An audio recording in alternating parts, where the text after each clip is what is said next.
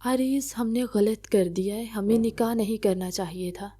آئرہ کب سے اسٹل بیٹھی تھی۔ جب عریض کمرے میں داخل ہوا تو کھڑی ہوتی اس کی آنکھوں میں دیکھتے ہوئے بولی، آئرہ، ہم نے کچھ غلط نہیں کیا، ہم ایک دوسرے سے محبت کرتے ہیں۔ عریض اس کا چہرہ اپنے ہاتھوں میں لیتے اس کی پیشانی پر لب رکھتے ہوئے بولا، نہیں عریض، آپ سمجھ نہیں رہے، مجھے یہ نہیں کرنا چاہیے تھا۔ اب میں موم، ڈیڈ، بھائی کو کیسے فیس کروں گی؟ آئرہ 2 قدم پیچھے ہٹتی بولی۔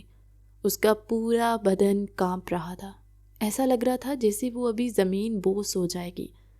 عریض نے پیشانی مس لی۔ آئرہ کو ہینڈل کرنا بھی ایک الگ ہی کام تھا، اور اگر آئرہ اس کا ساتھ نہ دیتی تو وہ اپنے مقصد میں کیسے کامیاب ہوتا؟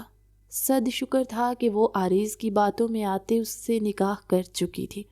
آئرہ، میری بات سنو۔ عریض 2 قدم اس کی طرف بڑھتا اس کی دونوں بازو اپنی گرفت میں لے گیا۔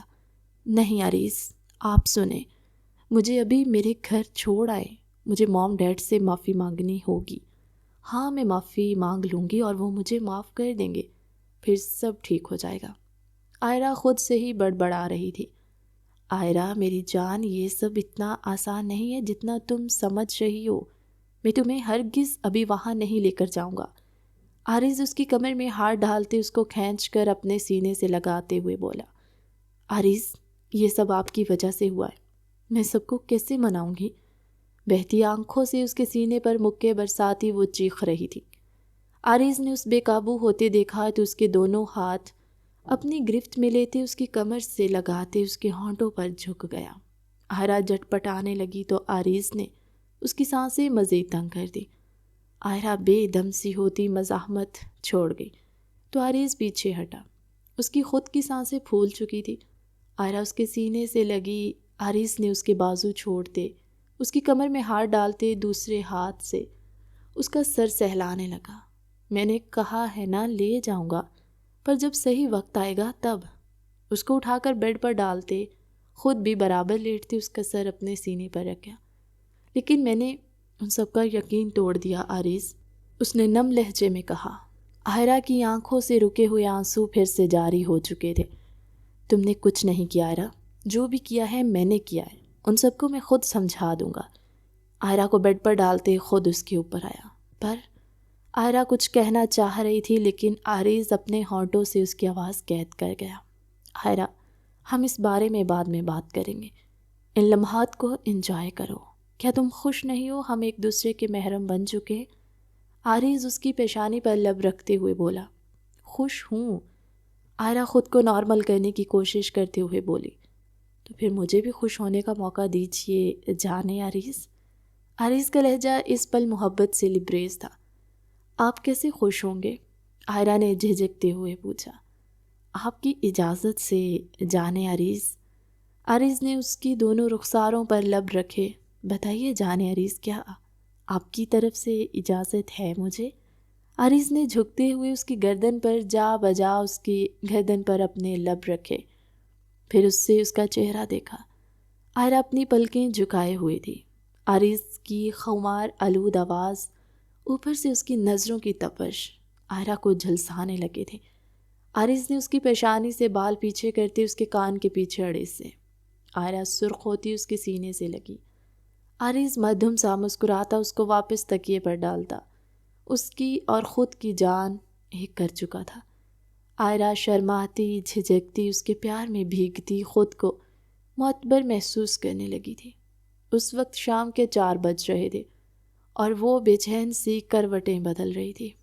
عریض تھوڑی دیر پہلے اس کی جان بخشی کرتی اس کو اپنے حصار میں لے کر سویا تھا، پر اسے نیند نہیں آ رہی تھی، اس لیے وہ اٹھتی ہوئی بیڈ کراؤن سے ٹیک لگا گئی۔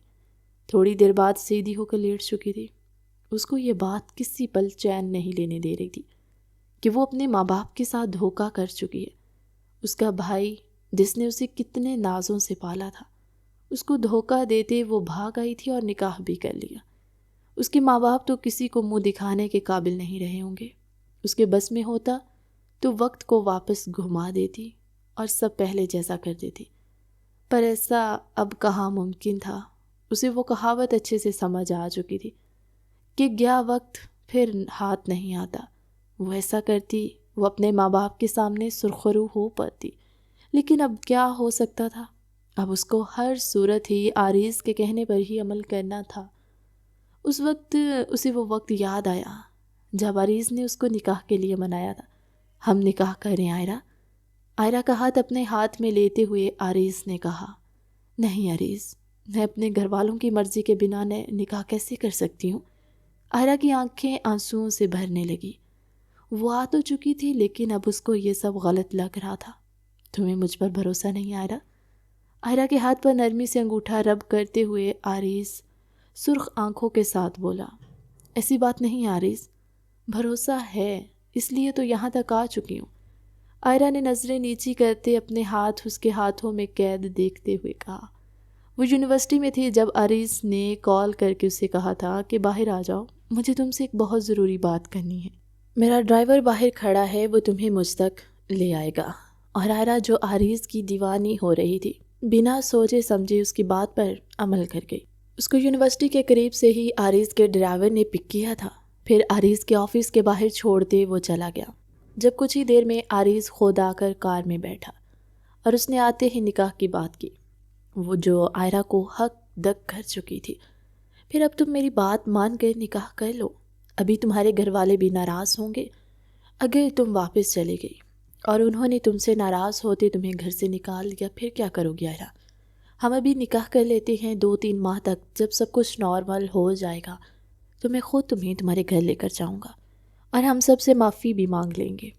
اس کی رخسار پر ہاتھ رکھتے عارض نے سنجیدگی سے کہتے اس کے چہرے پر گھومتی بالوں کی لٹ کو نرمی سے پیچھے کیا۔ اس کی آنکھیں سرخ ہو رہی تھیں، جیسے وہ خود پر ضبط وہ کر رہا تھا خود پر۔ آخر جن کے گھر کو وہ برباد کرنا چاہتا تھا، اس گھر کی بیٹی کو ہی اپنے نکاح میں لینے والا تھا۔ عارض اس کی طرف سے جواب کا منتظر تھا۔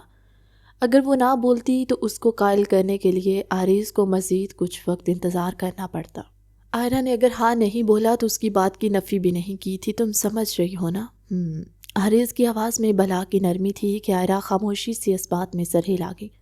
عائرہ کی رضامندی ملتے ہی عارض نے اس کی پیشانی چومی اور کار اپنے فارم ہاؤس کی طرف لے گیا، جہاں مولوی صاحب اور گواہن کا انتظام وہ پہلے ہی کروا چکا تھا۔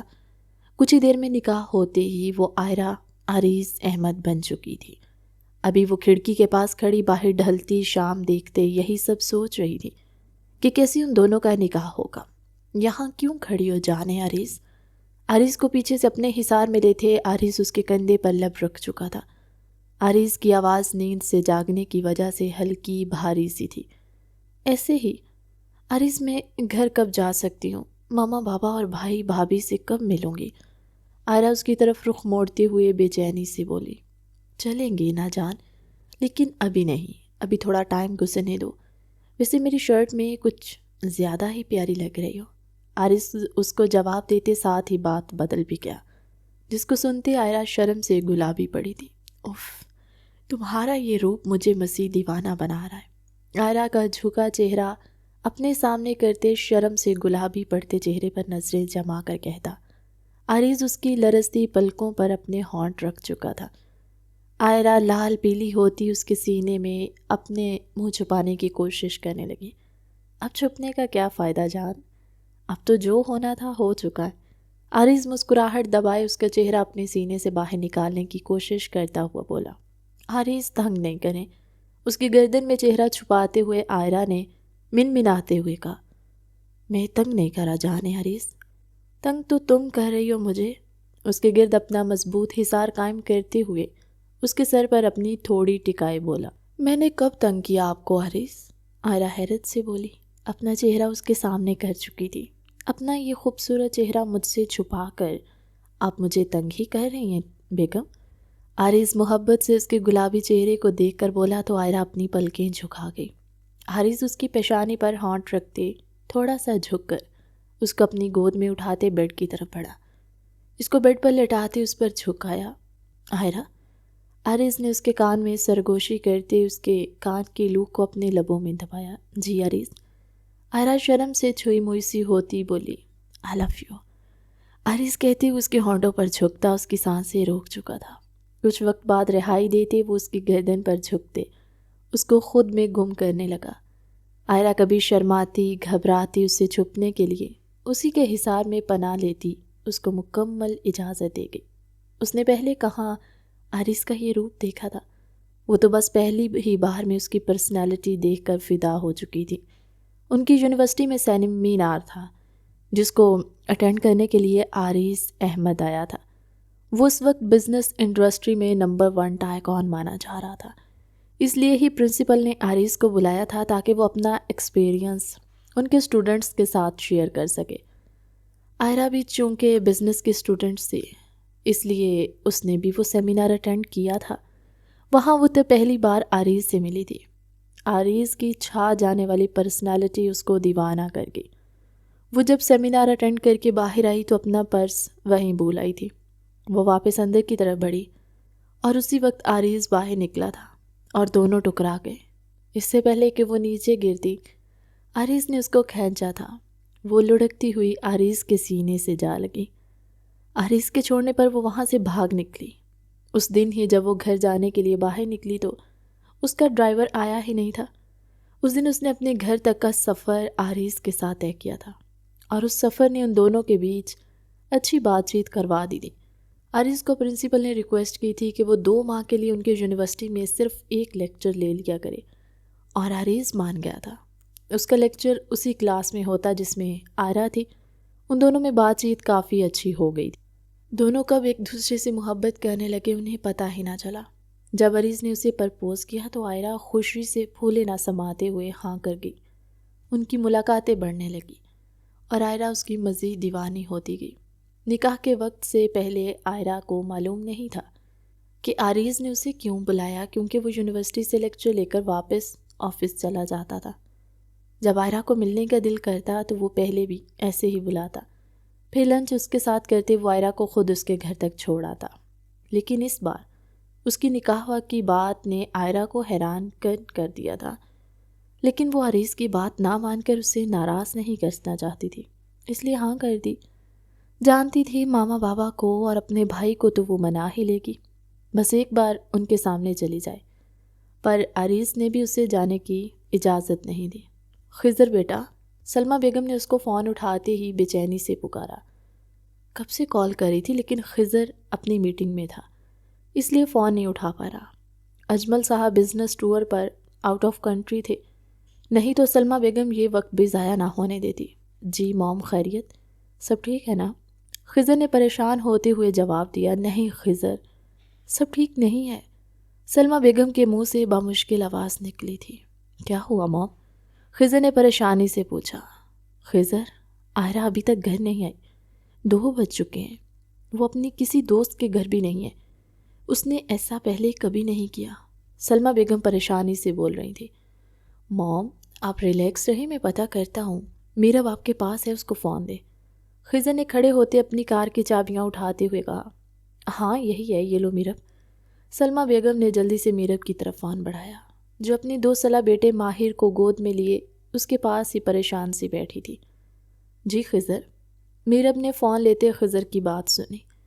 میرب موم کو کھانا کھلاؤ، ساتھ ہی نیند کی دوائی بھی، اگر وہ زیادہ پریشان ہوئی تو ان کی طبیعت خراب ہو جائے گی، اور یہ بات کسی کو پتہ نہیں چلنی چاہیے۔ میں جلد ہی آئرہ کو لے کر گھر آتا ہوں۔ خضر نے اپنی بات کہتے فون بند کرتے جیب میں ڈالا اور باہر کی طرف بڑھا۔ میرب نے اس کے کہے کے مطابق سلمہ بیگم کو دوائی دیتے سلا دیا۔ ماہر بھی سو رہا تھا، اس کے پاس ملازمہ تھی اور میرب لاؤنج میں بیٹھی خضر کا انتظار کر رہی تھی۔ اب تو رات کے 9 بج چکے تھے، وہ ابھی تک واپس نہیں آیا تھا۔ میرب نے پریشانی سے اس کا نمبر ملایا لیکن موبائل آف جا رہا تھا۔ اس نے آئرہ کا نمبر ٹرائی کیا، اس کا نمبر بھی بند تھا۔ وہ موبائل ٹیبل پر پٹکتی ادھر سے ادھر چکر کاٹتی خضر کا انتظار کرنے لگی۔ مزید آدھا گھنٹہ گزرا تھا کہ لاؤنج کا دروازہ کھولا۔ میرب کی نظر وہاں گئی تو وہ دھک سے رہ گئی۔ لاؤنج کے دروازے سے خضر تھکا ہارا انداز میں اندر داخل ہوا۔ اس کا چہرہ اس کی پریشانی مکمل طور پر واضح کر رہا تھا۔ خضر؟ میرب بھاگتی اس تک پہنچی، اس کے ہاتھ سے کوٹ اور موبائل لیتے وہ ٹیبل پر رکھتی اس کے لیے پانی لے کر آئی۔ موم؟ پانی پی کر گلاس واپس ٹرے میں رکھتے ہوئے خضر نے پوچھا۔ وہ سو رہی ہیں خضر، آپ کے لیے کھانا لاؤں؟ میرب نے اس کے کندھے پر ہاتھ رکھتے ہوئے پوچھا۔ خضر بنا جواب دیے اٹھ کر وہاں سے کمرے کی طرف بڑھ گیا۔ میرب کمرے میں آئی تو وہ بیڈ پر لیٹا ہوا تھا، اپنی پیشانی 2 انگلیوں سے مسل رہا تھا۔ خضر، میرب نے اسے پکارا، ساتھ ہی اس کے قریب بیٹھتی۔ وہ خضر کا سر دبانے لگی۔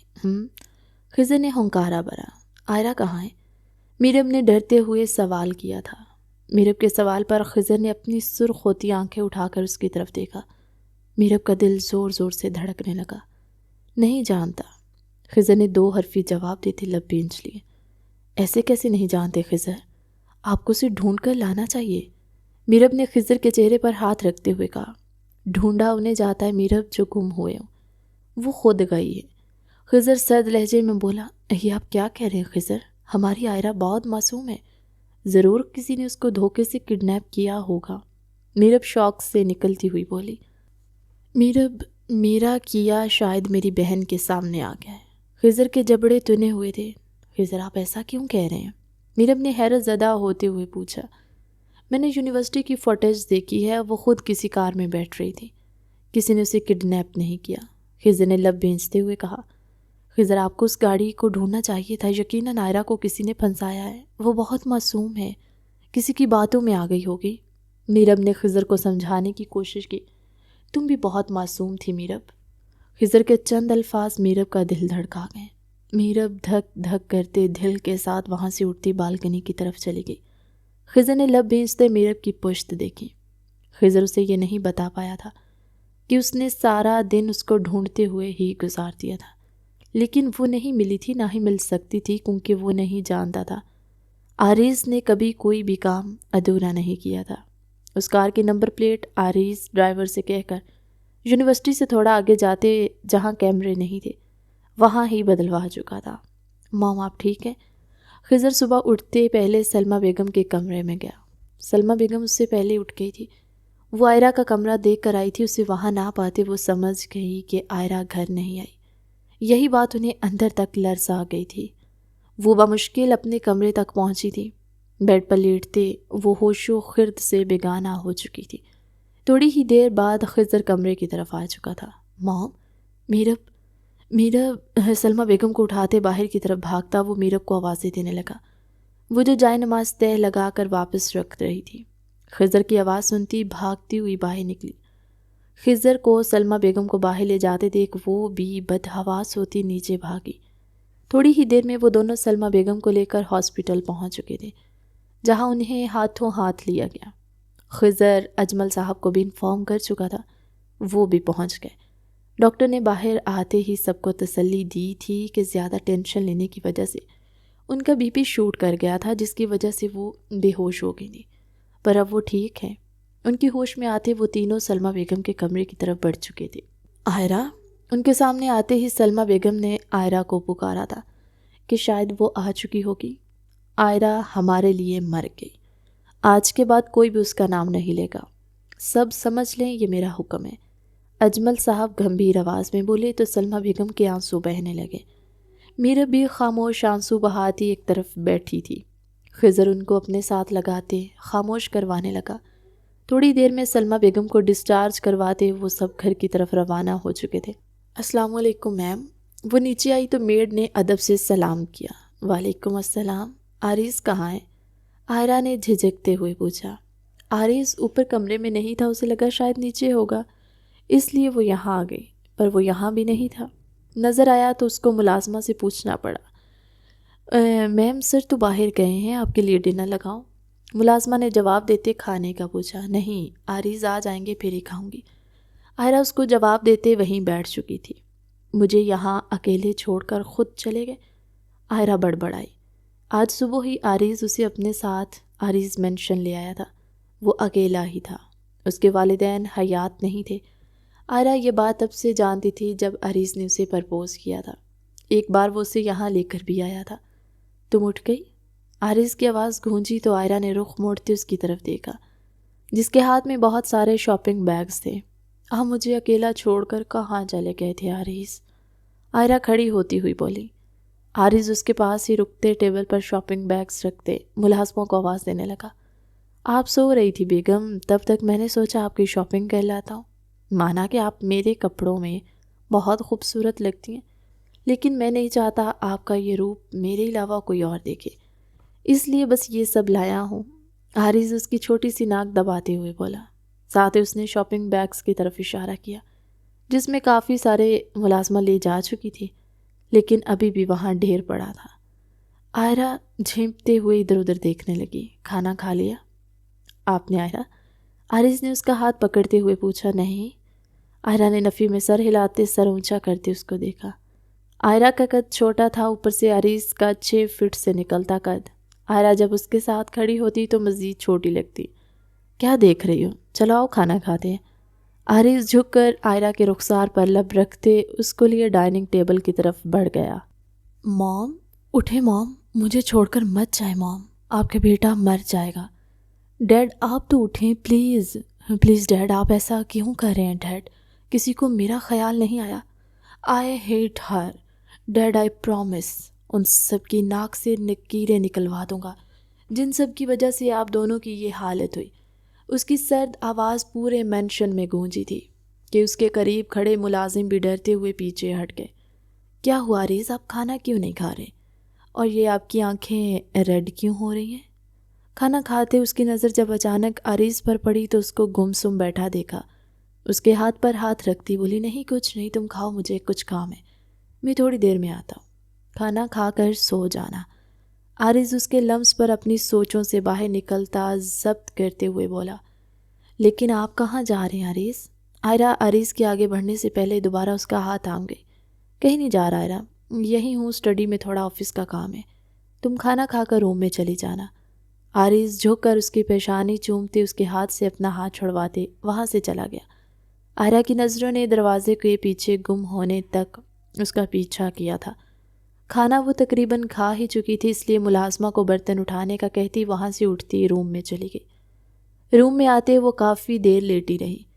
جب نیند نہیں آئی تو باہر نکلتی اسٹڈی کی طرف بڑھی جہاں عارض تھا۔ عارض؟ دروازہ ناک کر کے کھولتے آئرہ نے اسے پکارا۔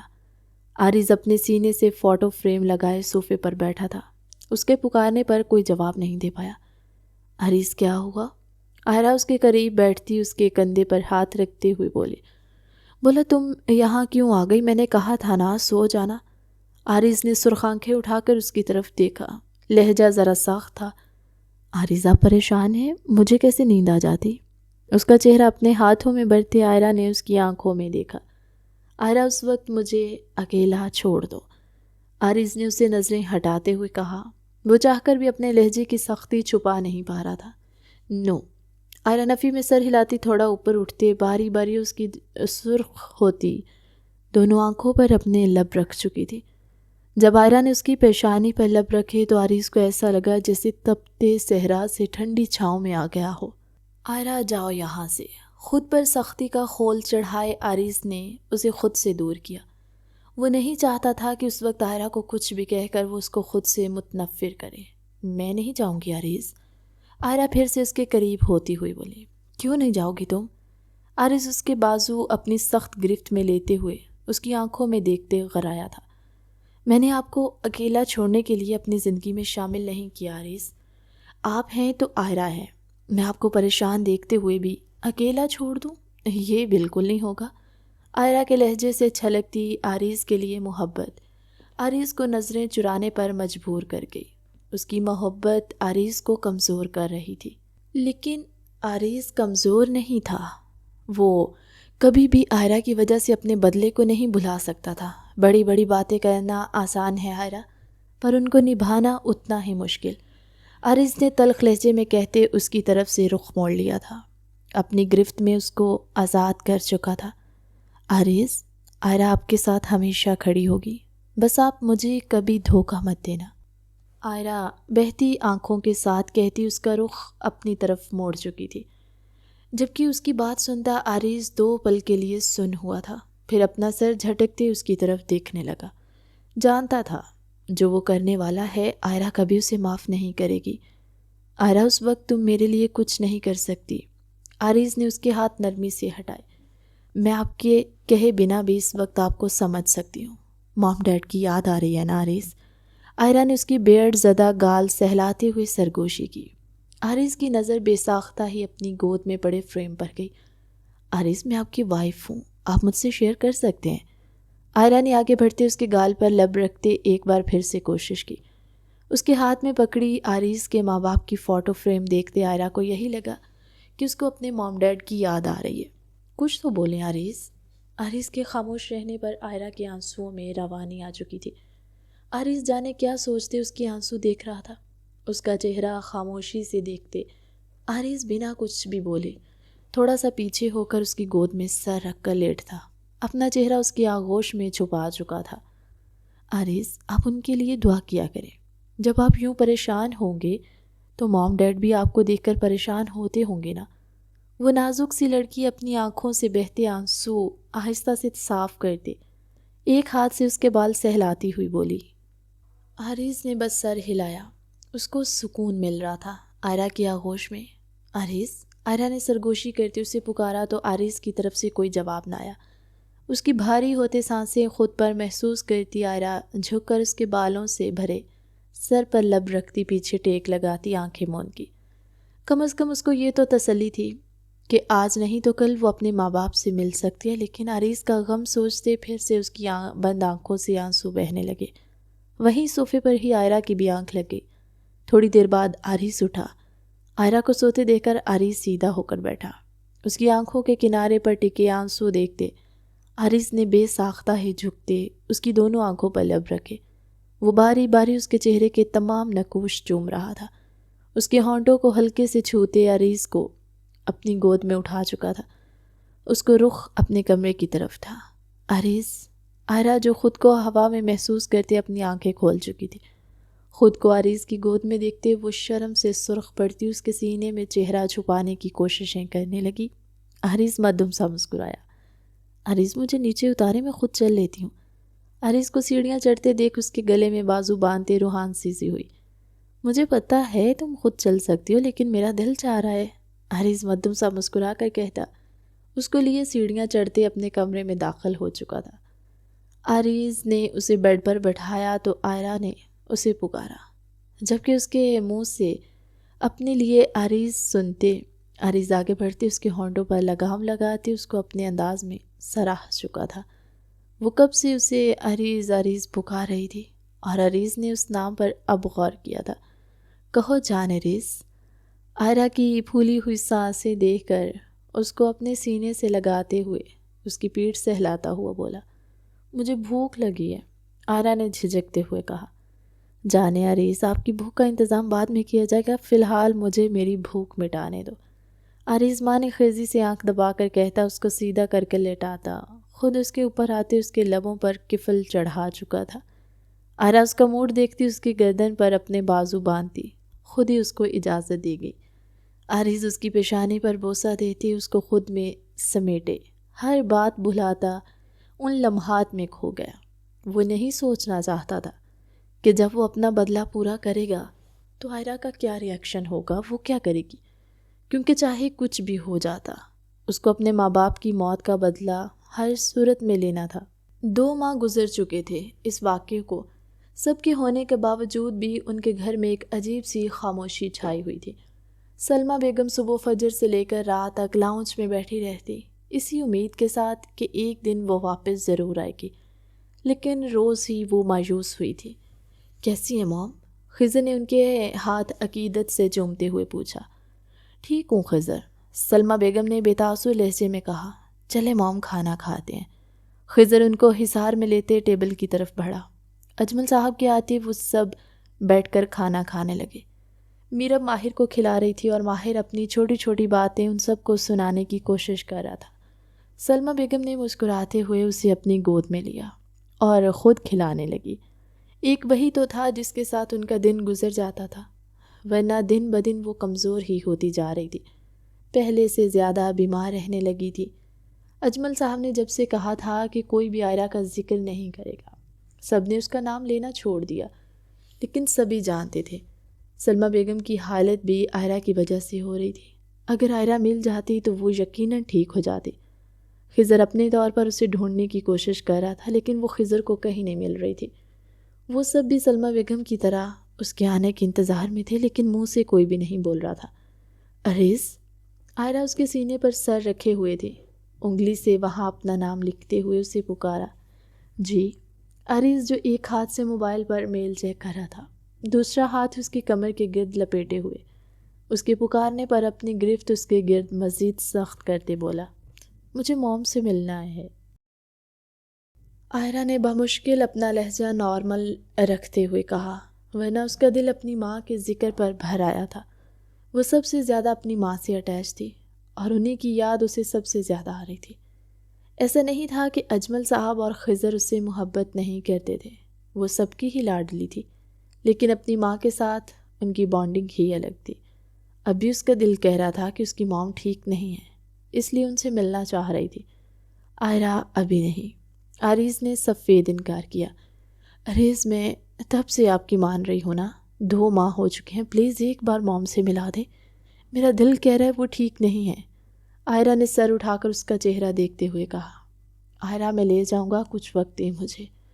عریض نے موبائل بند کر کے سائڈ ٹیبل پر رکھتے اس کو اپنے سینے پر کیا۔ پلیز عریض، بس ایک بار ملوا دے۔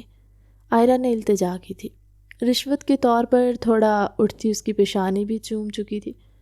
عریض نے لب بینچ لیے، جانتا تھا ایک بار آئرہ کو وہاں لے گیا تو واپس نہیں لا پائے گا۔ ابھی ہی تو اس کی یہ زندگی اچھی ہونے لگی تھی، اب اتنی جلدی وہ اس سے دور ہو جاتی۔ عریض یہ کیسے ہونے دے سکتا تھا؟ پلیز نا عریض۔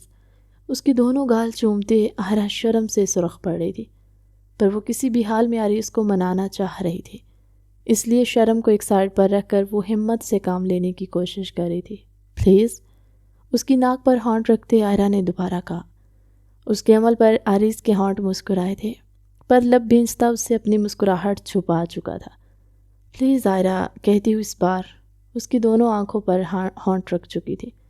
پلیز۔ اس بار اس میں ہمت نہیں تھی، وہ تھوک نگل کر اس کے ہونٹوں کو دیکھتی، اس کے سینے پر سر رکھ گئی۔ میں منتظر ہوں۔ اس کو بیڈ پر کرتے اس کے سامنے آتے عریض نے اس کے ہونٹوں پر اپنا انگوٹھا رگڑا۔ نہیں۔ آئرہ نے مدھم سی سرگوشی میں کہا۔ اگر عریض اس کے قریب نہ ہوتا تو وہ سن بھی نہ پاتا۔ دیکھ لو، تمہاری اب تک کی ساری رشوت ضائع ہو جائے گی اور اس رشوت کے بدلے تمہیں جو ملے گا وہ تمہارے ہوش گنوا دے گا۔ زمانی انداز میں کہتے عریض نے اس کو ہراساں تاثرات دیکھتے بمشکل مسکراہٹ دبائی۔ عریض، اگر میں آپ کی بات مان لوں تو آپ مجھے موم کے پاس لے جائیں گے؟ اس نے بہت ہمت کرتے ہوئے کہا۔ ہاں سوچوں گا۔ جانے عریض، پہلے آپ رشوت تو اچھے سے دینا۔ عریض واپس بیڈ پر لیٹتے اس کو اپنے اوپر کر چکا تھا۔ عریض، آئی ایم سیریس۔ آئرہ اس کے بال پکڑ کر ہلکا سا جھٹکا دیتے ہوئے بولی، میں بھی سیریس ہوں آئرہ۔ عریض کا لہجہ سنجیدہ ہوا اور آئرہ نے ایک ہاتھ اس کی آنکھوں پر رکھا۔ اس کے ہونٹوں پر جھکتے وہ ایک ہی سیکنڈ میں پیچھے ہو چکی تھی۔ عریض نے کھلے منہ کے ساتھ اس کو دیکھا تھا۔ یہ کیسی رشوت تھی بیگم؟ اس کو کروٹ لے کر کمبل میں چھپے دے کر عریض نے حیرت سے کہا۔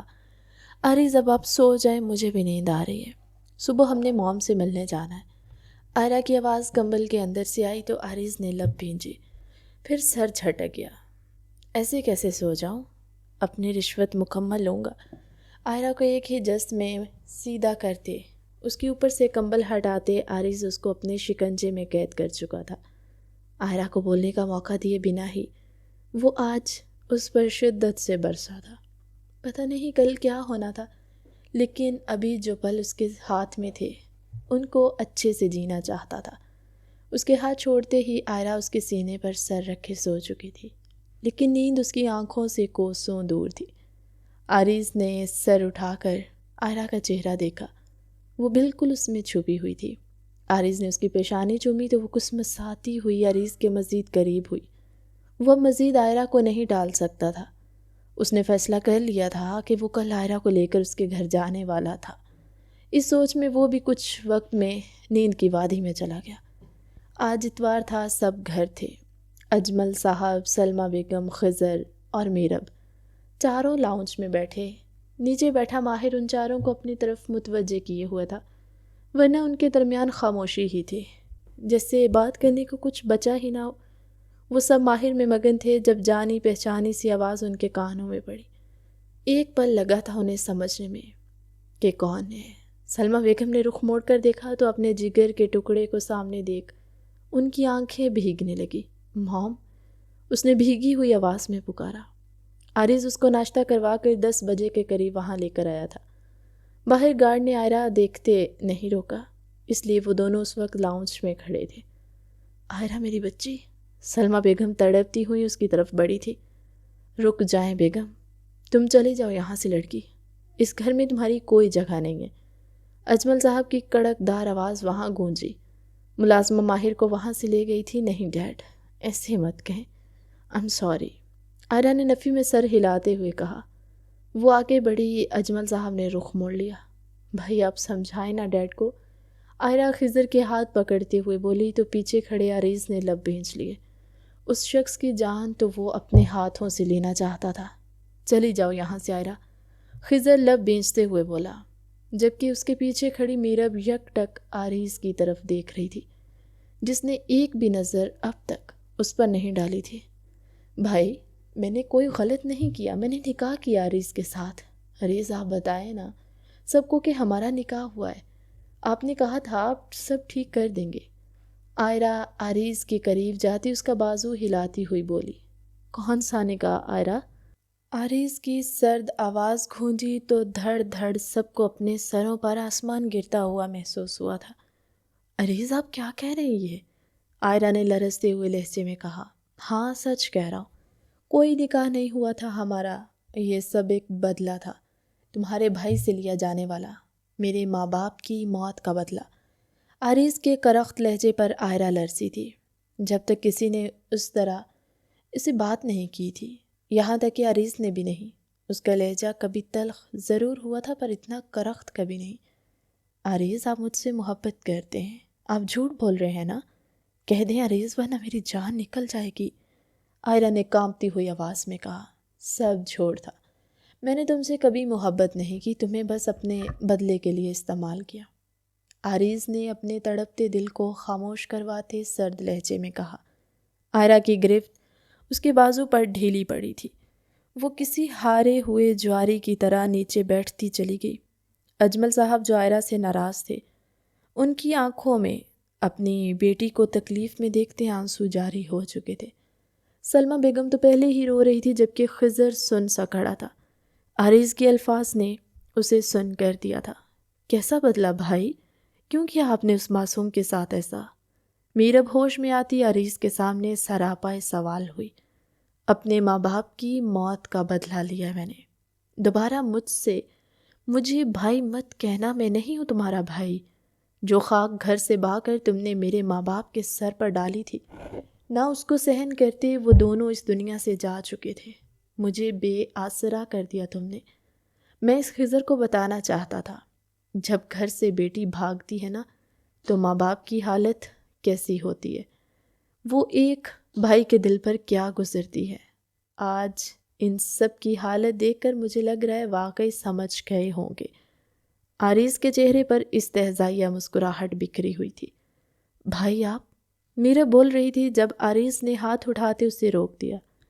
میں تمہارا بھائی نہیں ہوں، اور سنبھال کر رکھو اپنی نند کو، اس کو سمجھے دینا کوئی نکاح نہیں ہوا تھا ہمارا، وہ سب ایک دھوکہ تھا۔ عریض ایک نظر نیچے بیٹھی آئرہ پر ڈال کر بولتا وہاں سے نکلتا چلا گیا۔ اس کی حالت دیکھ کر عریض کا دل کر رہا تھا اس کو اپنے سینے میں چھپا لے، لیکن وہ ایسا نہیں کر سکتا تھا۔ اپنے دل پر جبر کرتا وہاں سے نکل آیا۔ آئرہ؟ میرب زمین پر بے ہوش پڑی آئرہ کو دیکھتے چلائی۔ خضر بھاگتا ہوا اس تک پہنچا تھا۔ اس کو سمجھ آ گیا تھا اس کی معصوم بہن کا کوئی قصور نہیں تھا۔ سلمہ بیگم، اجمل صاحب، خضر اور میرب اس کو لیے ہاسپٹل گئے تھے۔ ان کے لیے اتنے ہی جھٹکے کافی تھے، لیکن ڈاکٹر کی خبر نے ان کو ایک اور جھٹکا دیا۔ ڈاکٹر نے کہا تھا اس کو گہرا صدمہ لگا ہے جس کی وجہ سے اس کا نروس بریک ڈاؤن ہوا ہے، اور اس حالت میں یہ سب ٹھیک نہیں ہے۔ آئرہ اور بیبی دونوں کی جان کو خطرہ ہو سکتا ہے۔ ڈاکٹر کی بات نے ان سب کو ہی مزید خاموش کروا دیا۔ سبھی آئرہ کے سامنے جانے سے کترا رہے تھے، خاص کر میرب۔ وہ تو سب سے ہی شرمندہ تھی، وہاں رکنا بھی نہیں چاہ رہی تھی، لیکن خضر نے اس کو بس اتنا کہا تھا، مجھے تمہاری ضرورت ہے، اور اس کے لیے یہی بات کافی تھی۔ آئرہ کو ہوش آیا تو وہ گم سم سی بیڈ پر لیٹی ہوئی تھی۔ اس کے لیے یقین کرنا بہت مشکل تھا، لیکن یہ حقیقت تھی۔ عارض اس کو دھوکہ دے کر جا چکا تھا۔ وہ سبھی آئرہ سے معافی مانگ چکے تھے۔ آئرہ میری بچی، کچھ تو بولو۔ سلمیٰ بیگم اس کا چہرہ اپنے ہاتھوں کے پیالے میں بھرتی ہوئی بولی۔ ہفتہ ہونے والا تھا اسے گھر آئے ہوئے، اور تب سے ہی وہ اپنے کمرے میں بند تھی۔ اجمل صاحب، خضر، سلمیٰ بیگم تینوں ہی اس کے دل جوئی میں لگے رہتے، لیکن اس کی چپ نہیں ٹوٹی۔ میرب اس سے اتنی شرمندہ تھی کہ اس کے آس پاس بھی نہیں بھٹکتی تھی۔ میرب، وہ آفس سے گھر آیا تو میرب کو کچن میں دیکھتے وہیں چلا آیا۔ لاؤنج میں بیٹھا ماہر بھی اب اس کی گود میں تھا۔ جی؟ میرب نے ایک نظر خضر کی طرف دیکھتے دوبارہ سے اپنے کام کی طرف دھیان دیا۔ آئرہ نے کھانا کھایا؟ ماہر کی گال چومتے ہوئے خضر نے پوچھا۔ نہیں، ملازمہ لے کر گئی تھی، پر ویسے ہی واپس لے آئی۔ آپ اسے کھلائیں نا خضر، میرب نے نم لہجے میں کہا۔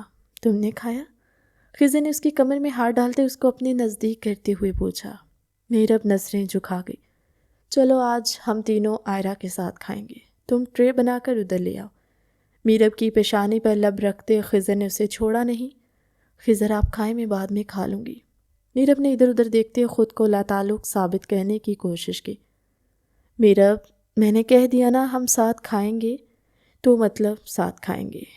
انفیکٹ تم چلو، کھانے کی ٹرے آئرہ کے روم میں لے آنا۔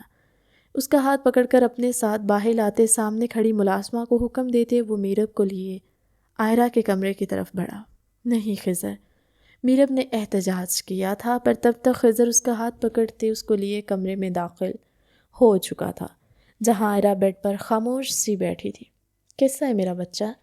آج سارا دن کیا کیا آئرہ نے؟ خضر ماہر کو آئرہ کے پاس بٹھاتے اس کی پیشانی چومتے ہوئے پہلے کی طرح سوال کرنے لگا۔ وہ جب بھی گھر آ کر آئرہ سے پوچھتا تھا آج سارا دن کیا کیا، تو اس کا جواب ہوتا تھا بھابھی کے ساتھ مزے کیے، لیکن آج وہ خاموش بیٹھی رہی۔ خضر مایوس ہوا۔ آئرہ دیکھو، ماہر کہہ رہا ہے وہ آج اپنی پھوپھو کے ہاتھ سے کھانا کھانا چاہتا ہے۔ خضر کو مایوس دیکھتے میرب ہمت کرتے اس کے پاس آ کر بیٹھتی بولی۔ ماہر جو آئرہ کی گود میں جانے کی کوشش کر رہا تھا، آئرہ نے اس کو پکڑتے ہوئے اپنی گود میں بٹھا لیا۔ خضر نے چونک کر میرب کی طرف دیکھا جو ملازمہ کا کھانا لانے پر اسے کھانے کے ٹرے لیے بیڈ پر سیٹ کر رہی تھی۔ آئرہ چھوٹے چھوٹے نوالے توڑتے ماہر کو کھلانے لگی، تو میرب نے نوالا توڑتے آئرہ کی طرف بڑھایا، جس کو وہ خاموشی سے منہ میں لے گئی۔ میرب اور خضر نے ایک دوسرے کی طرف دیکھا، پھر میرب کے اشارے پر خضر بھی مسکراتا ہوا کھانا کھانے لگا۔ کھانا ختم ہونے کے بعد خضر کافی دیر تک وہاں بیٹھا، آئرہ سے باتیں کرتا رہا اور وہ بس ہوں ہاں کرتی رہی۔ اتنے میں ماہر سو گیا تو خضر میرب کو اشارہ کرتا ماہر کو لے کر وہاں سے نکل آیا۔ آئرہ، میرب نے اس کے کندھے پر ہاتھ رکھتے اس سے پکارا، تو آئرہ میرب کی گود میں تکیہ رکھتی لیٹ گئی۔ میرب اس کی بھابھی سے پہلے اس کی دوست تھی، اسے سمجھتی تھی۔ اتنے دن سے میرب اس کے پاس نہیں آئی تو آئرہ بھی خاموش تھی، لیکن آج اس کا ضبط ٹوٹ گیا تھا۔ بھابھی، اس کی گود میں سر رکھتے آئرہ نے اسے پکارا۔ میرب نے ہنکارا بھرتے اس کا سر ہلایا۔ عریض آپ کے بھائی ہیں نا؟ آئرہ نے پوچھا تو میرب نے ڈرتے ہوئے سر اس بات میں ہلایا۔ انہیں بتا دینا، میں کبھی ان کو معاف نہیں کروں گی۔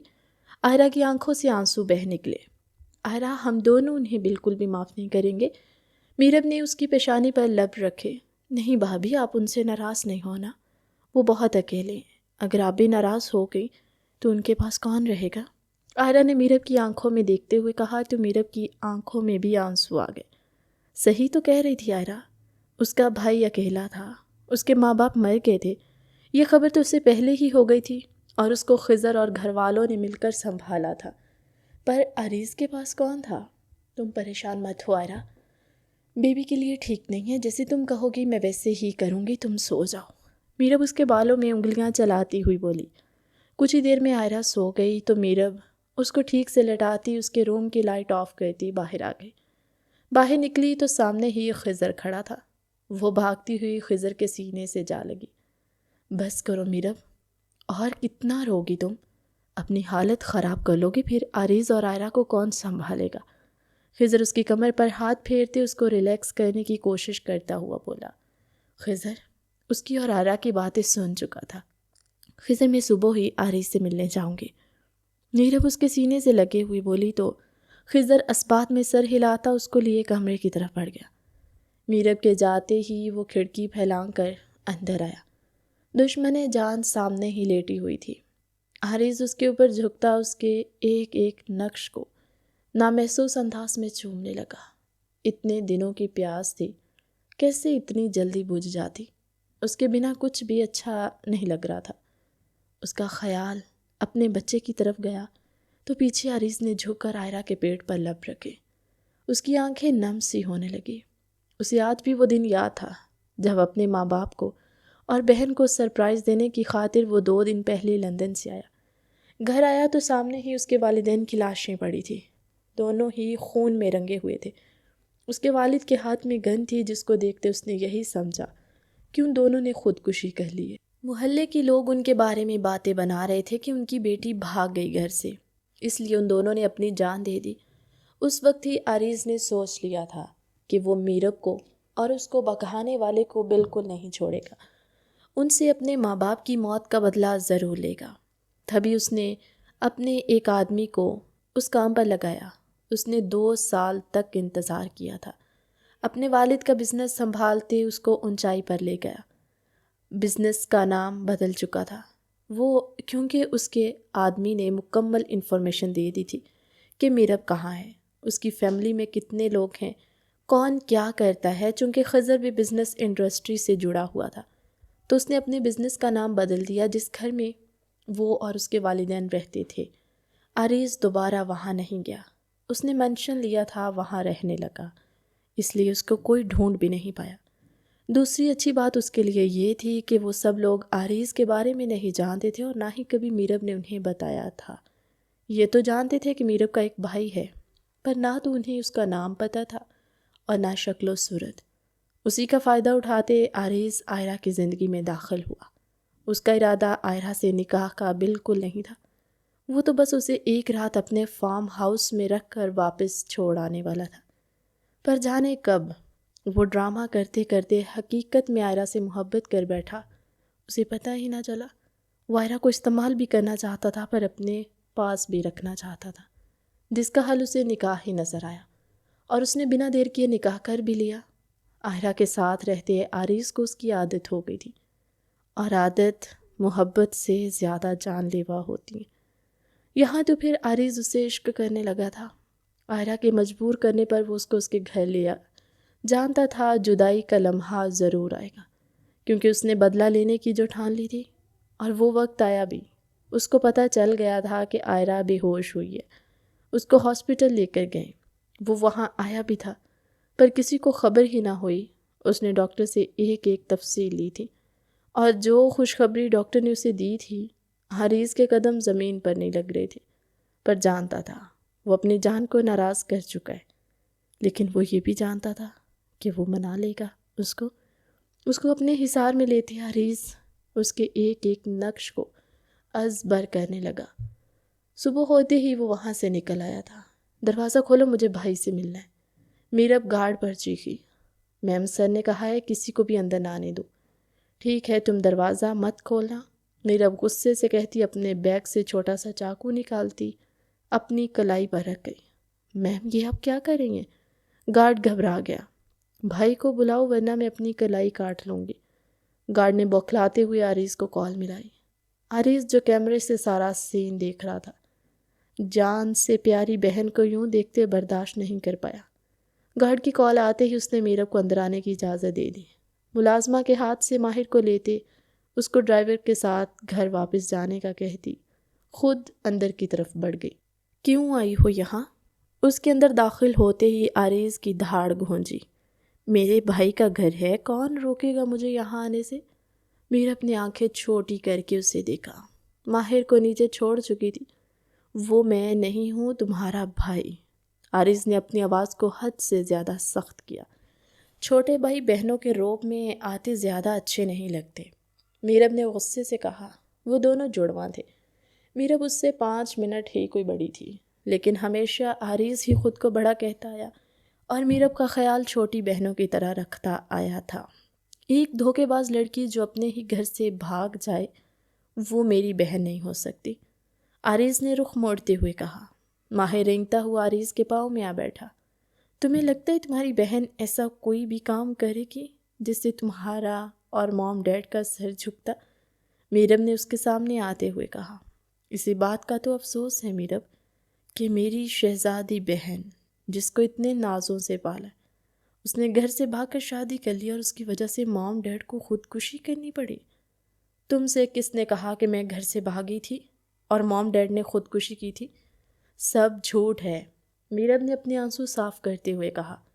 اس کا بھائی کسی غلط فہمی کا شکار تھا اور اس کو وہ غلط فہمی دور کرنی تھی۔ میں نے خود اپنی آنکھوں سے دیکھی ہے موم ڈیڈ کی لاشیں میرب۔ ڈیڈ کے ہاتھ میں گن تھی اور محلے کے لوگ وہ باتیں کر رہے تھے کہ صبح ان لوگوں نے تمہیں گھر سے بھاگتے ہوئے دیکھا ہے۔ آریز چلایا تو اس کے پیروں میں بیٹھا ماہر ڈر کر رونے لگا۔ جس کو اٹھاتے وہ اپنے ساتھ لگا گیا تھا۔ وہ اس ننھی سی جان سے مزید منہ نہیں موڑ پایا تھا۔ ہاں بھاگی تھی میں گھر سے، پر تم یہ جانتے ہو کیوں بھاگی تھی؟ نہیں جانتے تم، میں بتاتی ہوں۔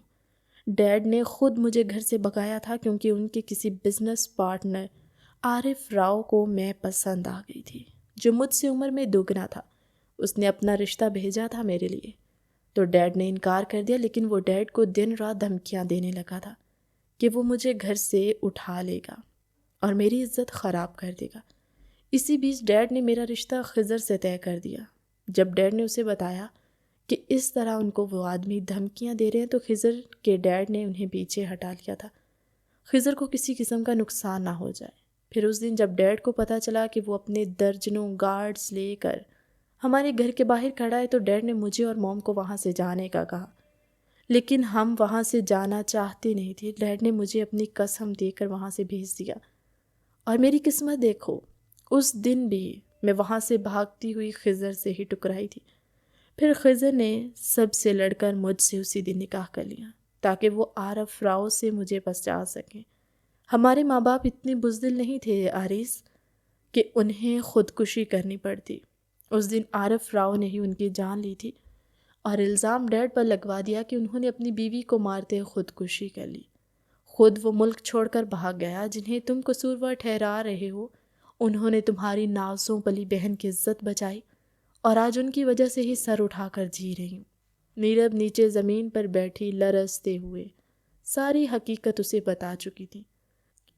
آریز گھٹنوں کے بل زمین پر بیٹھا۔ ماہر کب اس کی گود سے اترتے رینگتا ہوا کچن کی طرف گیا ان دونوں کو ہی نہیں پتہ چلا۔ وہاں کھڑی ملازمہ ماہر کو اٹھا چکی تھی۔ وہ دونوں بہن بھائی سن سے بیٹھے تھے۔ آریز، میرب نے مدھم سے سرگوشی کی۔ میرب مجھے معاف کر دو۔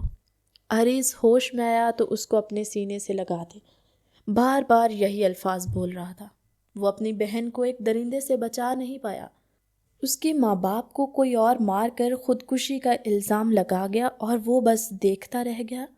اس وقت خود کو شرمندگی کی گہرائیوں میں محسوس کر رہا تھا۔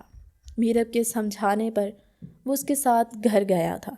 وہاں اس نے سب سے معافی مانگی، سب کو اپنے اور عائرہ کے نکاح کی حقیقت بتائی تھی، اور سب نے ہی اسے معاف بھی کر دیا۔ خضر نے آگے بڑھ کر اسے گلے لگایا تھا۔ وہ اسے چھوٹا تھا، اپنی غلطی پر شرمندہ تھا، تو وہ بھی مزید شرمندہ نہیں کرنا چاہتا تھا۔ پر جب عائرہ کو پتہ چلا کہ وہ آیا ہے، عائرہ خود کو کمرے میں بند کر گئی۔ اس نے دروازہ نہیں کھولنا تھا تو نہیں کھولا۔ دیکھتے ہی دیکھتے 9 ماہ گزر گئے۔ وہ روزانہ آتا تھا پر عائرہ کبھی اس کے سامنے نہیں آئی۔ جانتی تھی ایک بار وہ سامنے آ گیا تو اس کو معاف کر دے گی، پر وہ نہیں کرنا چاہتی تھی۔ لیکن آج آریز وقت سے پہلے آ گیا تھا اور اس کی خوش نصیبی تھی کہ عائرہ لاؤنج میں بیٹھی تھی۔ وہ اب گھر میں سب کے ساتھ مل کر بیٹھ جاتی، اپنا وقت ان کے ساتھ گزارنے لگی تھی، لیکن پہلے جیسی نہیں رہی تھی۔ معافی مل سکتی ہے؟ اس کے برابر بیٹھتے پھول اس کے سامنے کرتے ہوئے بولا۔ باقی سب بھی اس کی طرف دیکھ رہے تھے۔ پلیز، اس کے ہاتھ پر لب رکھتے ہوئے بولا۔ عائرہ بت بنی بیٹھی رہی۔ دوبارہ کبھی ایسا ہوا تو اسی پل جان لے لینا۔ آریز اس کی پیشانی پر عقیدت سے ہونٹ رکھتے ہوئے بولا۔ جانتی ہو نا میں اکیلا ہوں، تمہارے بنا گزارا اب ممکن نہیں۔ کیا میں خود کو ختم کر لوں عائرہ؟ آریز کی نم آواز گونجی۔ عائرہ اس کی بات پر تڑپتی ہوئی اس کے سینے سے لگی، ہچکیوں کے ساتھ رونے لگی۔ مطلب وہ معاف کر چکی تھی؟ ہاں، وہ معاف کر چکی تھی۔ کیونکہ اس کے بنا گزارا تو آئرہ کا بھی نہیں تھا، اور اگر اس نے پوچھا تھا خود کو ختم کر لوں تو آئرہ کی معافی نہ ملنے پر وہ واقعی ہی خود کو ختم کر لیتا، اور یہی بات آئرہ کی جان نکال گئی تھی۔ باقی سب مسکراتے ہوئے ان دونوں کو دیکھنے لگے جب اچانک ہی درد کی وجہ سے آئرہ چیخنے لگی۔ عارض اس سے زیادہ گھبرا گیا، تبھی اسے تسلی دیتے آئرہ کو ہاسپٹل لے گئے تھے جب تک اپنی بیٹی کے آنے کی اور آئرہ کے ٹھیک ہونے کی خبر اس نے نہ سن لی۔ وہ ایک ٹانگ پر کھڑا رہا۔ وہ سب اس وقت آئرہ کے کمرے میں تھے۔ عارض اس کے پاس بیٹھا اس کا شکریہ ادا کر رہا تھا، اور ماہر اس چھوٹی سی بچی کے نرم گال چھوتے خوش ہو رہا تھا۔ تو باقی سب اس کو دیکھ، یہ ایک اندھیرا کمرہ جہاں اس شخص کو رسیوں سے باندھ دیا گیا تھا۔ کھولو مجھے، وہ چلا رہا تھا۔ کب دروازہ کھولتے وہ اندر داخل ہوا۔ کون ہو تم؟ وہ آدمی خوف سے بولا۔ عارض احمد۔ اس کی سرد آواز گونجی تو وہ آدمی مزید خوفزدہ ہوا۔ پہچانا نہیں مجھے؟ عارف راؤ؟ چلو بزنس مین احمد کو تو جانتے ہوگے، اس نے تمسخرانہ انداز میں کہا۔